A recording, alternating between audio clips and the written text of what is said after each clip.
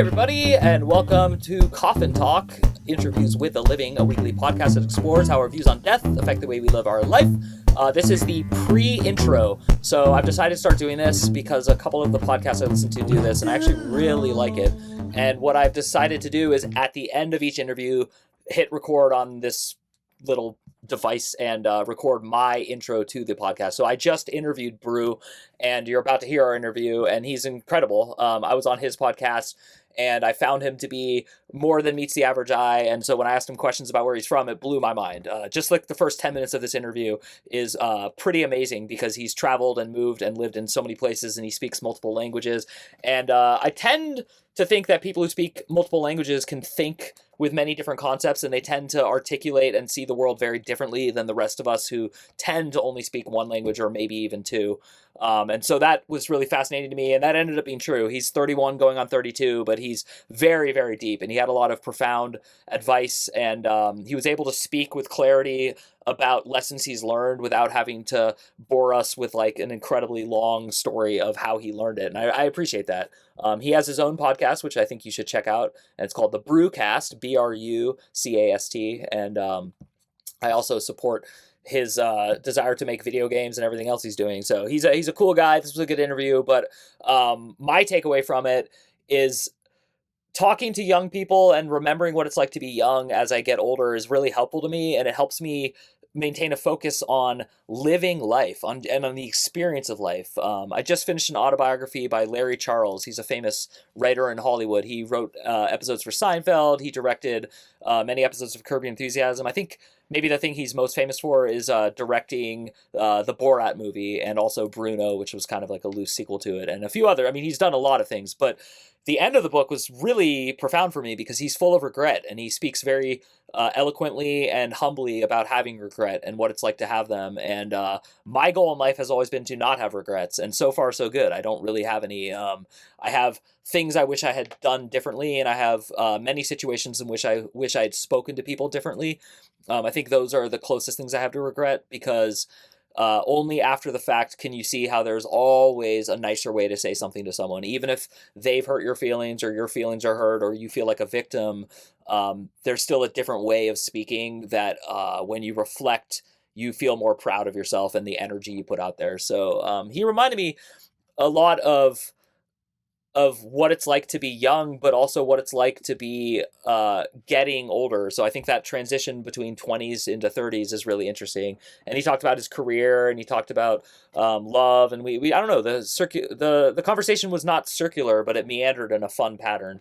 So anyway, that was just a really cool interview, and I'm the other reason I'm doing this is I'm deciding to dedicate a lot more time to the Coffin Talk podcast. I'm pretty proud of it.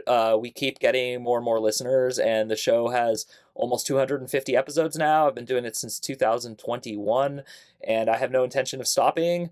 And I used to have the intention of stopping, very much so. So it continues to be a growth experience for me, and I continue to appreciate everyone who checks in with us and lets us know what they think. Also, I'm considering doing more like Coffin Talk related bonus podcasts, because the bonus podcast I do right now is more just about me, and it's for like the subscribers of my overall premium service. So if you're interested in that, you need to let me know. If I don't hear from Coffin Talk listeners directly, I tend to think that maybe people are just downloading it and not listening to it. So if you listen to the show and you have like a free second, there's a million ways to reach me. You could even just literally write an email that says I listen, and that'll help me understand something that's going on. Also, if you want to be a guest on the show, just same thing, find me. I'll put a little thing right now as you're reading. You'll see a little scroll, and I just added in with the magic of post-production, and it'll be a way to email me and also a way to go to support the show.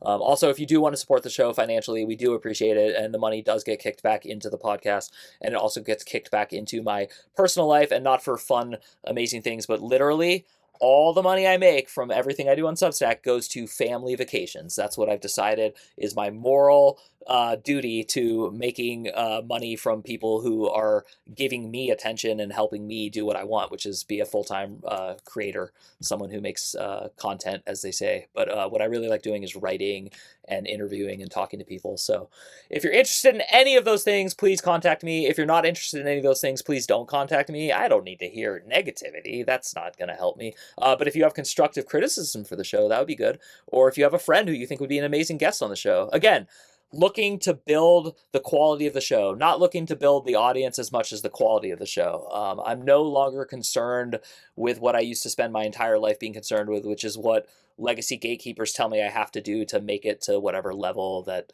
they say is you made it, because there's no such thing. You are you, and you are doing your thing, and you are where you are. And that's why I call my whole thing on Substack, You Are Here, because that's just always true. Wherever you are here. So thank you everyone for listening. I'm going to do these every week. I'm going to try to keep them to around 5 minutes. I'm a little over this time because I was introducing what I'm doing, but suffice it to say that my life is going great. It's August 6th as I record this. My brother and his beautiful girls and his wife were all in town for the last couple of weeks at different stages, and it was so much fun. And I just love family and I love friendship, and I find as I get older that the only thing that's worth sacrificing everything for is the people who make you feel like you have love in your life. So if you're seeking love, give love, and if you have a lot of love, be grateful for that love. Love is transcendent.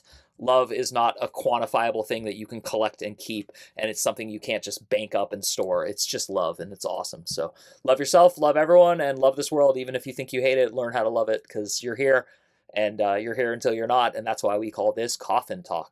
Let's go. Hi, everybody, and welcome back to another episode of Coffin Talk, Interviews with the Living, a weekly podcast that explores how our views on death affect the way we live our life. And this week we have a reciprocating guest coming on the show. Often I go on other people's podcasts and I beg them to come on our show because they're so awesome. And sometimes they say no, and very often they say maybe, and sometimes they say yes. And this is a yes. His name is Brew, and he's the host of the Brewcast, which is an awesome show, and he's also a game developer, having worked for major companies such as Ubisoft and Calypso Media. He loves exploring new ideas and perspectives, and as I'm sure you're going to discover, he's an engaging, exciting young person, and those are my favorite people to talk to as I get older, because I feel the fire, and then I catch like a little bit, and I kindle it. So let's go. Brew, how's it going? Hey, man, how are you doing? Thank you so much for the awesome introduction. Yeah, we always ask every single guest 3 questions. It's our standard get to know you. So how old are you? Where did you grow up? And what generation, if any, do you consider yourself a member of? Oh, wow. Okay. So how old I am? I'm 31. I'm turning 32 this month, actually. I grew up in Brazil, but I'm half Italian, which kind of gave me the idea to move to Europe after I graduated. So that's exactly what I did. So right now I'm based in Germany, but I'm from Brazil. So you're in Germany, but you're half Italian and half Brazilian, or are you fully Brazilian and Italian is just more of like an ethnicity? No, I'm half Italian for sure. So it's cool. My I don't know. I you know what I want to do? I want to do those DNA tests. Mm-hmm. I'm so curious to know what like the result will be, but I'm sure it's at least 50-40% Italian, something like that. That's cool. So do you speak Italian, Portuguese, and German? No, I speak French. What? It's crazy, I know, because my mom, I moved to France with my mom and we lived there for, I don't know, for about 10 years. And then went back to Brazil. My life's crazy. That is actually pretty crazy sounding. I'm not normally be like, no, that doesn't sound crazy. So, because I used to teach ESL in America, and it was all people from other countries coming to our country to learn. And so I taught a lot of Brazilians because they love to come up north. And never once ever have I met a Brazilian who spoke French, ever. So that's awesome. What did you say? ELS? ESL, English as a second language. Yeah. Oh, yeah. Now I remember. Yeah. Right. So I was a language teacher, and it led to like I was already fascinated with other cultures, but it was really cool because I was living in America, but I'd spend all day with nothing but people from other countries. Like I was, if anything, when I talked to Americans, I'd have to remember that they were Americans and like change how I spoke and stuff. And actually, people often ask, is when I use all my hand motions, is that from teaching ESL? No, it actually comes from being Italian, like you. And so I just talk with my hands because I think that's an Italian thing. Yeah, yeah. Back to you. So I just need you to like make it a little more clear for me, so when I ask questions, I don't stumble all over myself. Or were you born in Brazil? Yes, yes, Okay. born from Brazil. And then you spent 10 years after some period in Brazil in France with your mother. Exactly. Okay. And so the first language you learned, was it French? Was Portuguese. Okay, Portuguese. So Yeah. right now, could you pass a test in Portuguese? Oh yeah, for sure. Portuguese and French like fluently. Okay, cool, cool. Yeah. And then living in Germany, do you speak like pidgin German, as we call it in American? Pidgin German. Yeah, yeah. The thing with German is like super hard, right? So you really need to immerse yourself in that culture and language. And I've tried to do it at the best of my abilities. But the thing is, everyone speak English here. It makes Mm, life so much easier. And I'm honestly here mainly for the work, and okay. everyone at work speak English. So I can speak German, but it's not fluent. Like they know. At the moment I start speaking, like, where are you from, by the way? Yeah, yeah. But I can get around. Yeah. Do you get that in France if you're speaking French? Do they say where you're from? No. No. Okay. So you can blend in, I'm assuming Portugal, Brazil, and France, like those three. Have you been to Portugal?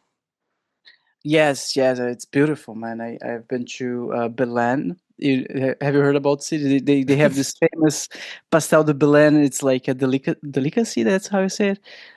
I went there just to eat. It's amazing. That's cool. Yeah, Uh, yeah. did they speak a different variant of Portuguese than the one that you spoke in Brazil? Like, is it obvious?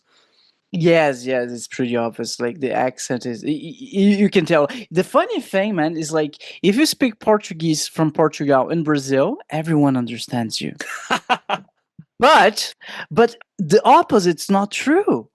And it's for me, it's mind blowing. And when Portugal starts speaking like Portuguese from Brazil, most of the time, like I don't want to say 90% of the time, I would say a good, okay, I'm exaggerating a little bit, but a good Uh-huh. 50% of the times they don't understand you. No, no, I That's believe you. Yeah, yeah. That's funny because I never realized until you just said it, but I used to spend a lot of time in the UK, and I was in Ireland, Scotland, and England primarily. I never went to Wales, and it's kind of the same thing. They're like, "Oh, a Yankee," like, and no matter what, they call you out on it, and they like pretend they don't understand you. And I'm like, I have no problem understanding you, and you're using all sorts of words that we don't use, but like context is helping me, so I don't understand. Is this just snobbery or what? But I don't know. But I'm gonna be honest with you, Mike. Like, Mhm. because I've been to like France, Germany. Like, it doesn't matter what language you speak. If someone does not want to understand you, they will not. That's It's a fact. You can go to Japan. I'm sure if they wanna make it work, they wanna know what you're talking. They're gonna find a way to communicate with you. Oh my gosh, that was like so true. And if anyone listening is getting bored of this, I don't care. I love language talk. I could do it like all day, every day. It's literally my favorite thing because it's so important to like everything in the world. I mean, communication breakdown is literally like what's happening all over the place, and then also just the control of communication with language. So, all right, I don't have a million more questions about it for you, but I do have a couple more. One is, do you have dreams in all three languages? English, Portuguese, and French? Oh my god, it's such a good question. It actually depends a lot on with which language you have been speaking throughout the day. Or the past few days. Like it happened like just after I moved to Germany. I was like really learning because I know some German, right? Mhm. And it was like I studied for a couple of years, and I started dreaming German. I was like, whoa, this is getting out of hand. No, no, no, let's go back to English. It's like it's crazy. And same thing in France. And when I'm like there for a while, like there's a switch, in your brain. The dreams, they change.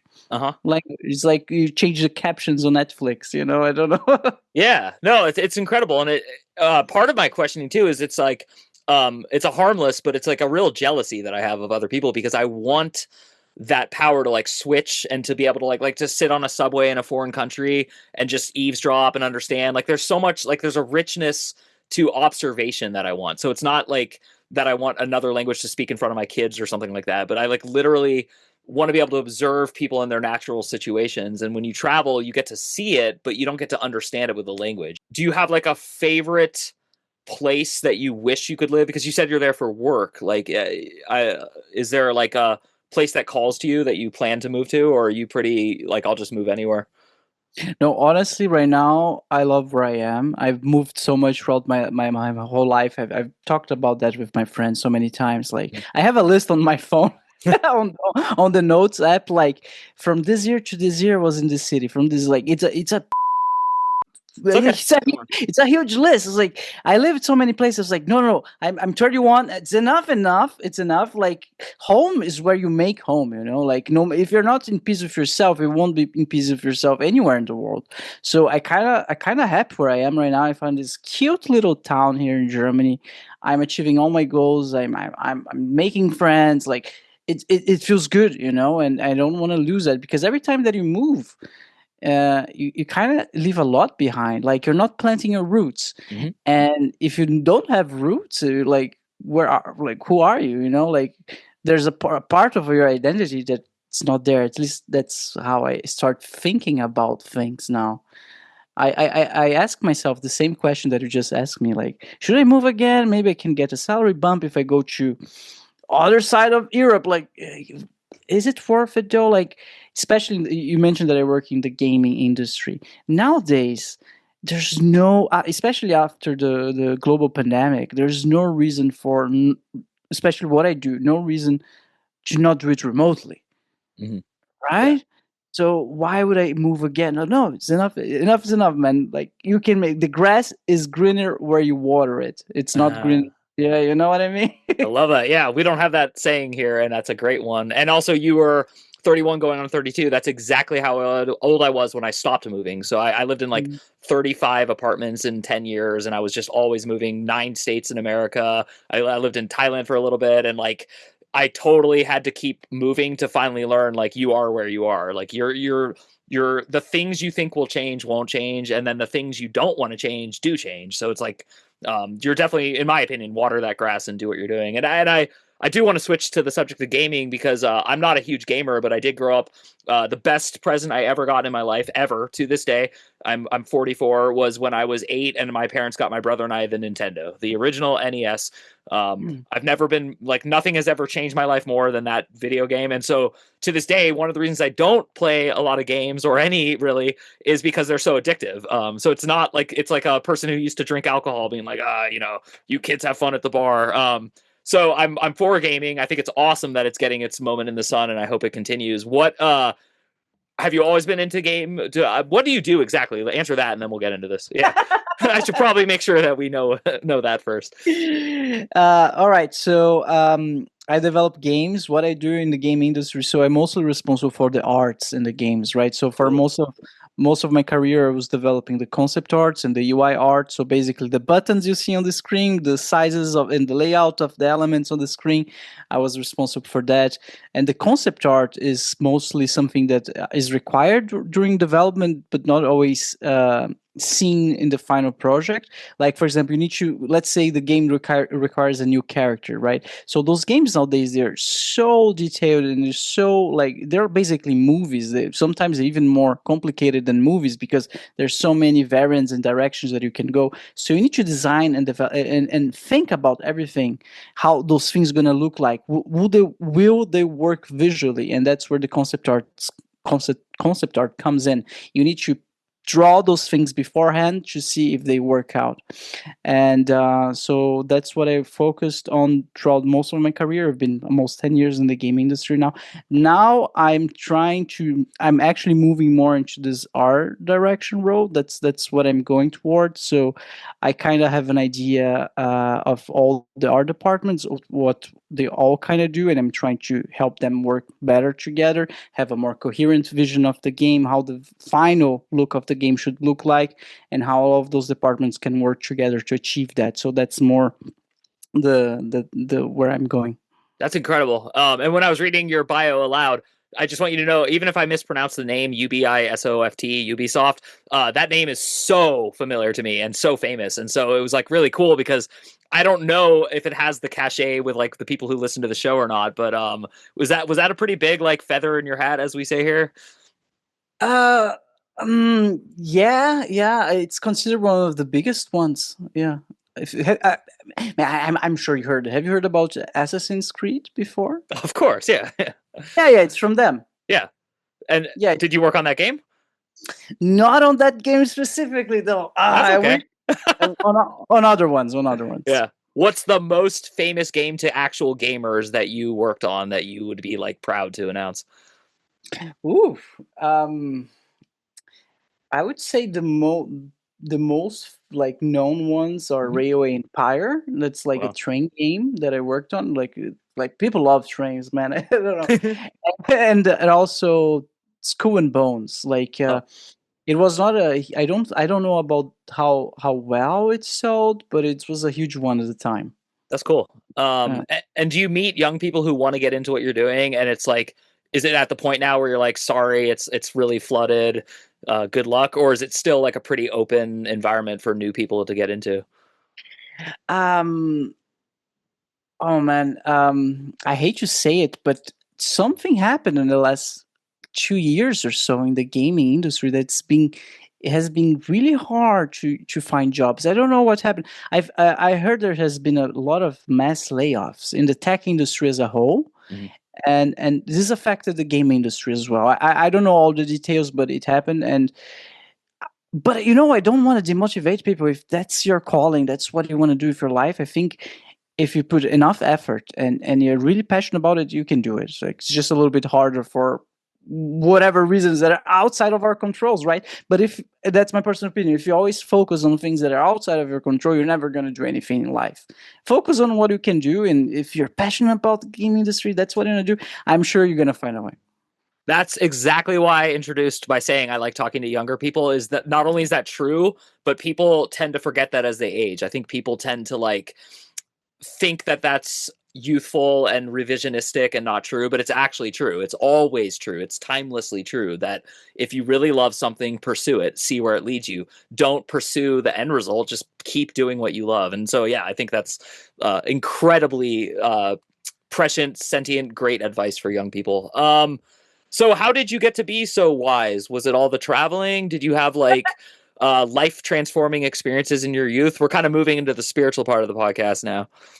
I don't consider myself wise, but thank you, thank you, thank you. Mm. Um, yeah, I don't have an answer for this. It's just I, we just talked about games. I don't Yeah. know. Well, do you think moving a lot made you mature in a certain way? Because I think it does personally. Okay, okay. So okay? Let me think for about that for a second. I think what makes someone mature, and at least in my experience, is like when things go wrong, right? Yeah. Whenever things go wrong, then you mature. Like that's what I've been. That's what I would say. Like all the times that things work terribly in my life, that's when I learned the most. So if you want to get wise, just try things out and just take a risk. Like I saw this study. I don't, guys, it's an internet study. I don't know how real it is, but Instagram once told me that people who take risks are generally happier in life and have fewer regrets later in life. I'm not saying just take all your money and go to a casino right now. That's not what I'm saying. But maybe if you really think changing jobs would improve your life, make a plan for it. And I always live my life like that. That's why I moved to Europe. That's why I went to Ubisoft, and that's why I left Ubisoft. That's like I'm always have a goal and a plan in mind, and I know it's not immediate. I know things don't happen overnight, but if I know what I want and if I have a plan, I it's just a question of hard work and patience. Can you apply that? What have you learned with your brewcast, with your podcast? Was that kind of like the model for it? Oh, yeah, exactly, exactly. That's exactly the same model. Like when I first started my, you can go back on my channel, just check like episode number one. It was me with like a very bad webcam. I was like, "Hi everyone, I don't know what's happening. This is my new podcast, I guess. I don't know, like baby steps, right? I had a goal. Like Joe Rogan is my okay. Don't worry. Just keep going. Don't even worry. I hate that we have to make caveats and weird statements now. I hate it. And so I know what you're about to say. Guys, he's not like the biggest Donald Trump fan ever, and he's not like waving a flag for Joe Rogan, but Joe Rogan is an amazing, amazing human being as far as leading an example of what you can do when you just set a goal and don't listen to other people. There. Okay.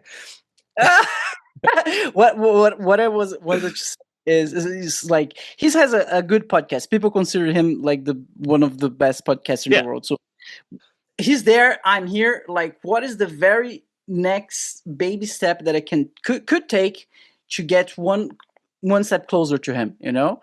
And maybe I do that this month. I buy maybe a mic stand. Cool, progress. And then next month, maybe I could buy a arm for the mic, you know? And over time, it's just compound interest. That's how you say. Totally. One day you get there, as long as you're having fun and you have a goal, and you can get there. You know, that's how I see it. Yeah, and that is literally what Joe Rogan taught me, because it's the same way. I was listening to podcasts since 2010, and he was one of the first ones I started listening to. Someone's like, "Hey, man, you like pot? This guy does too." And I was like, "Who is he?" And I started listening to his show, and it was like really transforming. And yes, it's been like what 15, 16 years now, and he's grown into like almost like a media icon now, because they use him in my country like many ways. But what you said is still true, and that's why I gave the caveat for you. Is I'm tired of people pretending that the path to where someone is now doesn't count, and that it wasn't real and incredible, because he really did build this empire out of nothing, and he refused to do what everyone else told him to. He did like 3-hour long form interviews, and everyone's like, no, it has to be 30 minutes. People will only listen for 29 minutes, and your sponsor has to go here. And he was like, no, I'm going to use a fleshlight as my sponsor for like the first 5 years. He was using a product that men use to dispose of what would normally make children. I'm trying to say this so it doesn't get taken off YouTube. So I'm glad you shared that, and I'm glad you shared what you did. And I do want to ask you the pivotal question of the podcast, which is, we ask people, what do you think happens when you die? So I'm curious, have you given that a lot of thought, and what do you think happens when you die? So that's I prepare, right? I prepare. Nice. I'm impressed, actually. I was talking with a buddy of mine today before the show, and I wanted to hear his opinion. And since I heard it, I was like, yeah, that kind of makes sense. Like, what if when we die is basically we go to the same space that we were before we were born? Like, or like, kind of makes sense, because who are you before you were born? Like, what do you remember? I don't know, but whatever it is, I think is the same thing when you die. Yeah, I love that answer. And I actually had a guest on the show who claims to remember where he was before he came here. And yeah, it's episode 54. I've memorized the number because so many people ask for it. And it's not like a must listen, but if you want to hear like something that is not out there, there's not a lot of people who talk about prenatal memories, but he has them. And he talks about coming into the womb and then freaking out because he didn't want to come back here, and then leaving, and how that created a miscarriage for like a previous woman, and then he reluctantly came back for this incarnation. And so he doesn't use the words I'm using, like he speaks differently, but it's pretty fascinating. His name's Christian Sundberg, and he is not profiting off of this. That is the most important thing I tell people. He is like going out of his way to not be famous, not make money, and not in any way sell it. He just says it's important for people who feel like quitting to hear his story, because it's about why you shouldn't quit. You should just, like, you're here, this thing that is greater than you wanted to come here. It might not feel like that a lot of the time, or even all of the time, but there is a purpose to it, and it's pretty interesting. It's an interesting episode. So with that in mind, what you just said, where we came from is where we're going to go. Do you have like any like fear of death? Have you ever had any like close encounters? Do you are you just like happy-go-lucky, as we call it here? I try not to think about it. Because I think it's kind of a human response. It creates this existential dread, you know. and that's not a space I want to be in. Like I want to be creative. I want to be happy. Like it's gonna happen no matter what. So why are you gonna like just bring this anxiety to my life? No, like let it happen on its like today's today. I lived it today. Like tomorrow it's tomorrow's problem.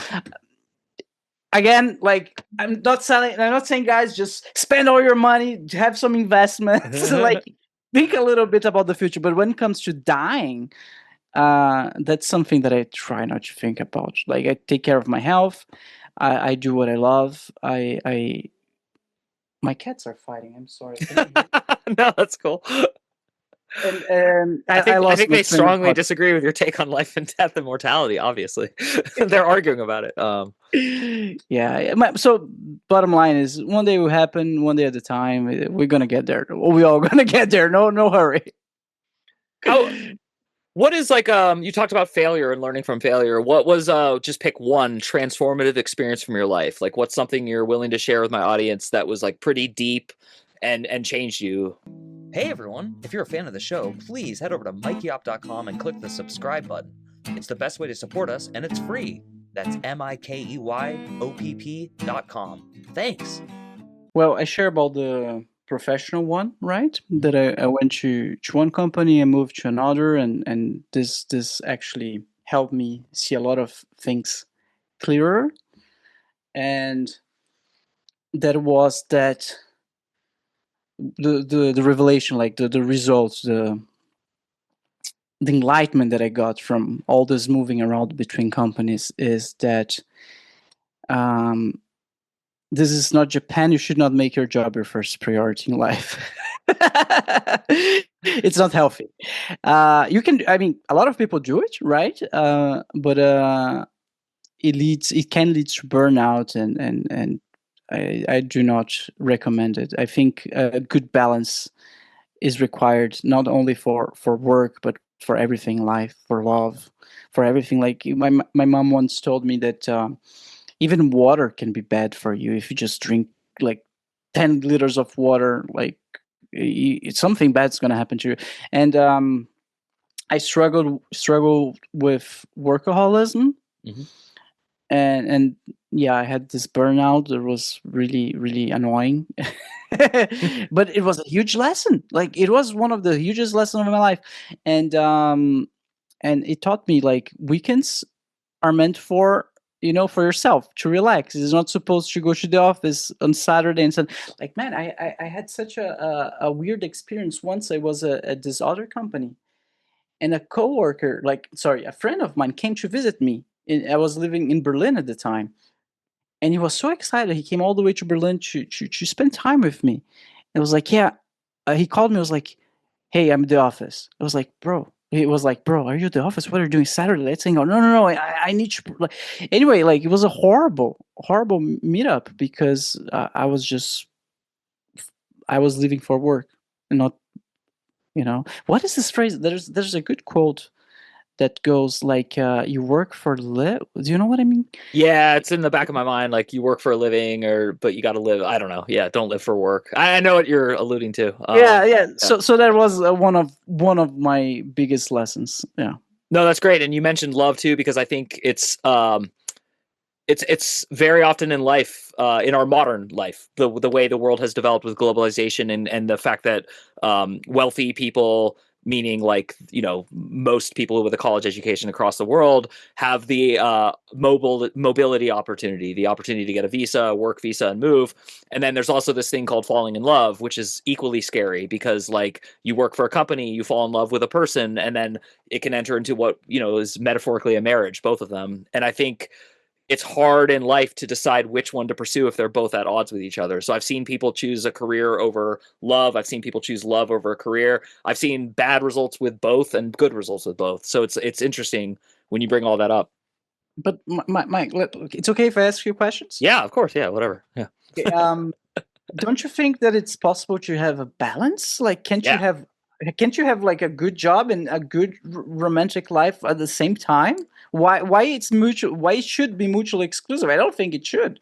Yeah, I'm with you. And I think three different bosses I've had disagreed strongly, and they were the kinds who said, "Come into the office on Saturday.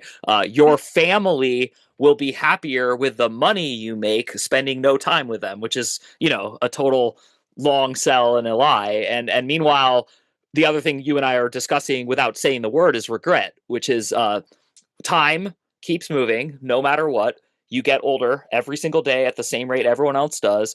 And if you're not careful, one day you look back at decisions and you could be full of regret if you don't moderate, if you don't balance, like you're saying. And I think that generally speaking, the people who don't balance look back with regret, and the people who do balance don't. Yeah. Yeah, Generally. but Yeah. generally, yeah, but I think it requires a certain level of self-aware that it's not everyone develops it for whatever reason. Like some people never had the opportunity, quote unquote, to have a burnout. They then Mm, just so they never had to go through the process of learning that the balance was a little bit helpful. Like, yeah. yeah, I don't know what I'm going with this. No, no, no. What you're saying is profound, and it also is why I prefaced rich people, because this world is not fair, and this world has haves and have-nots, and um, there's intentional and unintentional oppression of people who don't have anything, and they find themselves in the situation you described. There are people born into poverty who are not given opportunities to escape it. They don't have schools they can go to and grades they can get that would move them up. They bicycle to find water. That's like the main task of the day, and there's a lot of them. There's billions of people who will never go to a school and be able to motivate them. So there's this like myth in a lot of what we call first world countries, but it's not like that. It's these people exist in every country, but um that's a different life, and that's a life with different lessons. And I don't really know how to I don't know how to sleep at night without like thinking about those people, but I also don't know how to give up what I have, because it's not going to help anyone if I move to an abjectly impoverished life and fade away. And yeah, I have a question that's related to this, but if you want to comment on what I just said, feel free to. Oh, I don't have a comment per se, but you made me think about Mr. Beast, right? Oh He has yeah, the wow. whole philanthropy thing going on. It's for I don't know what exactly he's doing. I saw a video or two, but from an external perspective, it looks like he's changing a lot of lives and looks really cool. Like he Yeah, gave vision to a bunch of kids. Uh, again, I just saw the headlines, and if that's what he really did, it's amazing. he is so interesting to me because first of all, he's more wealthy than most famous people who are wealthy, and most people over four. I'm 44, like I said, and I'm only saying this a second time to let people know who are listening. Most people, even my age, don't know who he is. He's like one of the most phenomenally famous people to a certain bracket of people on Earth right now, and not to the other. And there's a mystique to him. There's like people who don't like him try to take him down by saying he profits off money and then throws money at people to get them to do things. I've heard like all sorts of angles of attack. I've heard people attack what you just said. To me, I always watch things from afar and just try to like absorb and see what I can learn from it. I don't try to judge. So I have not a lot of commentary on whether Mr. Beast is good or bad, but I do know that he and Joe Rogan both have proven something to people like me, which is you don't have to go through legacy gatekeeping. You don't have to like knock on the proper doors and beg them with a suit and tie. Like they're YouTube.